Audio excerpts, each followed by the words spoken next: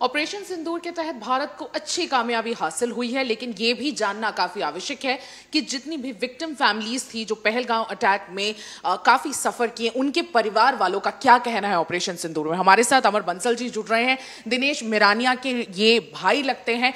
क्या कहना चाहेंगे? जिस तरह से पहलगांव अटैक हुआ, लोगों की उम्मीद बढ़ गई थी काफी ज्यादा गवर्नमेंट से, मोदी जी से। लोग चाह रहे थे कि वो बहुत ही सख्त जवाब दे, और उन्होंने ऑपरेशन सिंदूर के तौर पे एक सख्त जवाब दे दिया है। 9 ठिकानों पे मिसाइल दागी गई और इनफैक्ट ध्वस्त कर दिया गया है, जिसमें 90 लोगों की मौत की खबर बताई जा रही है। और टेररिस्ट जो रेसिस्टेंस फ्रंट के जो लोग हैं, उन्हें भी निशाना बनाया गया है। क्या कहेंगे, किस तरह से आपको लगता है कि एक सैटिस्फैक्टरी एक्शन है?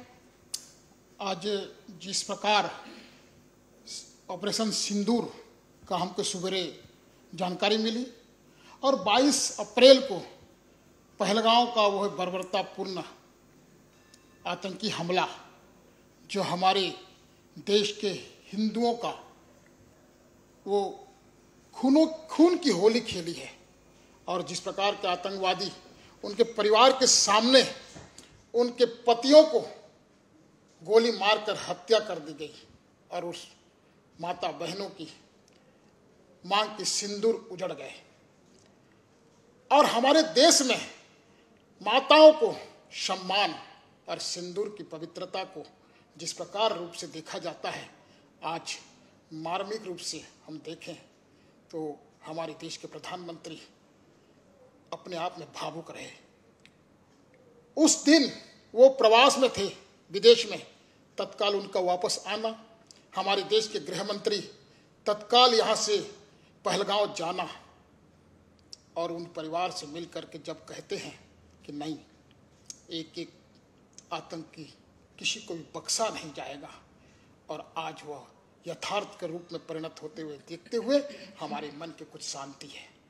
आज देश में 140 करोड़ देशवासियों का एक ही आवाज़ था कि उनको कड़ी से कड़ी कार्रवाई हो, और उस कार्रवाई को हम जब आज देख रहे हैं, मिसाइलों में उन आतंकी ठिकानों का जब तबाह होते देख रहे हैं, तो ऐसा लगता है कि हमारी जो परिवार के जो सदस्य गए हैं उनकी पूर्ति तो कभी हो नहीं सकती, लेकिन वह अनुभव, उनकी शहादत आने वाला समय के लिए अनुभव और भविष्य सुखद और सुरक्षित रहेगा।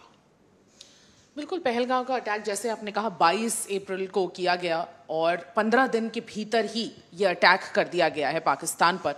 क्या कहेंगे कि किस तरह से ये ऑपरेशन अभी लंबा भी चलेगा? ऐसे संकेत आ रहे हैं कि ऑपरेशन शायद और लंबा चले और भी क्षति उन्हें पहुंचाने की कोशिश की जाएगी यहाँ के डिफेंस फोर्सेस द्वारा।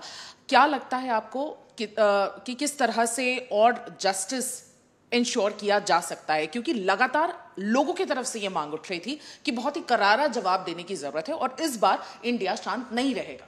यह जो बदला है, जम्मू कश्मीर को हमारे कश्मीरी पंडितों का जबरन विस्थापितों से लेकर के पुलवामा, बॉम्बे, दिल्ली, इस प्रकार के कई आतंकी घटनाओं को अंजाम देने के बाद कई परिवार तबाह हो गए।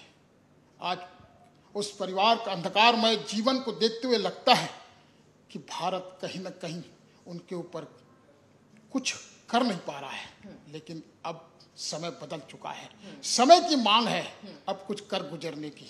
और जिस प्रकार हमारे देश के प्रधानमंत्री दूसरे दिन ही पूरा सभी सेनाओं का मीटिंग करके जब कह दिया गया कि एक भी आतंकी को बख्शा नहीं जाएगा और उनके पीछे भी जो लगे हैं उनको भी छोड़ा नहीं जाएगा। ये 26 नहीं है, ये 2600 परिवारों का आज इस प्रकार का घटना से भविष्य अंधकारमय हो गया है। और आज हम जिस कड़ी में देख रहे हैं, सुबह यहाँ आज लोगों को बोला जा रहा था मॉक ड्रिल होगा, मॉक ड्रिल से पहले कूटनीति के साथ उसको जिस प्रकार हमने इनको जीतने की कोशिश की है, मुझे लगता है कि हमारे देश के प्रधानमंत्री, हमारे देश के गृह मंत्री, हमारे जांबाज सिपाहीजियों को मैं नमन करता हूं, सैल्यूट करता हूं।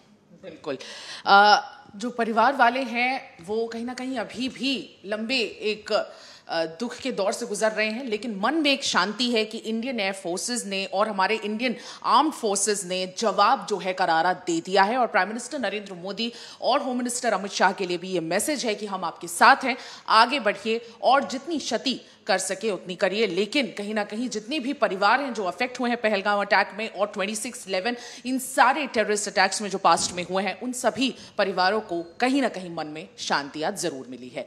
मैं सुमी केवल पटेल, वीडियो जर्नलिस्ट राघवेंद्र पांडे के साथ, छत्तीसगढ़ से आज तक।